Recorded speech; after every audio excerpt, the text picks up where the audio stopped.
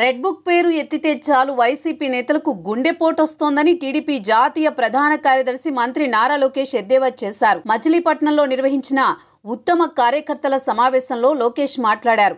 ఇకపై ప్రతిరోజు ప్రజలు కార్యకర్తలతో మాట్లాడి ఫీడ్బ్యాక్ తీసుకుంటామని లోకేష్ తెలిపారు.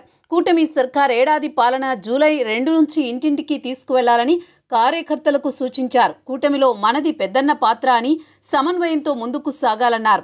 ఓర్పు సహనంతో ప్రజల్లోకి వెళ్లి సమస్యల పరిష్కారానికి కృషి చేయాలని కార్యకర్తలకు తెలిపారు. ఇకపై పార్టీ అధినేత చంద్రబాబు నాయుడు తాను ప్రతిరోజు 5 ప్రజలు 5 కార్యకర్తలతో మాట్లాడి ప్రభుత్వ కార్యక్రమాల అమలు తీరు, పార్టీ అంతర్గత సమస్యలపై ఫీడ్బ్యాక్ తీసుకుంటామని అన్నారు.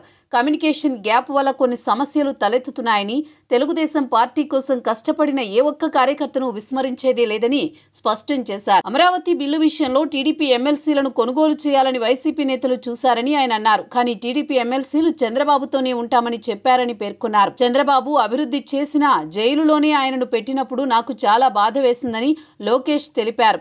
వైసీపీ నేతల దురాగతాల వల్ల టీడీపీ కార్యకర్తలు ఆర్థికంగా, శారీరకంగా నష్టపోయారని ఆయన అన్నారు. టీడీపీ సిద్ధాంతాలు రాష్ట్ర వ్యాప్తంగా కార్యకర్తలకు తెలిసేలా కార్యక్రమాలు నిర్వహించాలని ఆలోచన చేస్తున్నామని తెలిపారు. ప్రజలు ఇచ్చిన బాధ్యతను అహంకారంతో కాకుండా బాధ్యతతో చేయాలని ఆయన కోరారు. అలా అహంకారంతో ఉంటేనే 151 నుంచి 11కి వచ్చారని వైసీపీని వ్యాఖ్యానించారు. మచిలీపట్నం అంటే తెలుగుదేశమని, తెలుగుదేశం అంటే మచిలీపట్నం. ఇక్కడ ఎప్పుడైతే గెలిచామో అప్పుడే రాష్ట్ర వ్యాప్తంగా విజయం సాధించాం. మంత్రి కొల్లు రవీంద్రపై గత ప్రభుత్వంలో ఎన్ని అక్రమ కేసులు పెట్టి వేధించినా టీడీపీ కోసం, చంద్రబాబు నాయుడు గారి కోసం నిలబడ్డారు. ప్రజలకు మనం చేసిన అభివృద్ధి, సంక్షేమ కార్యక్రమాలను చెప్పుకోవాలి. మెగా డిఎస్సి ద్వారా 16,000కు పైగా ఉపాధ్యాయ పోస్టులను భర్తీ చేస్తున్నామని, పెద్ద ఎత్తున కంపెనీలను తీసుకువచ్చి ఉద్యోగ, ఉపాధి అవకాశాలు కల్పిస్తున్నాం.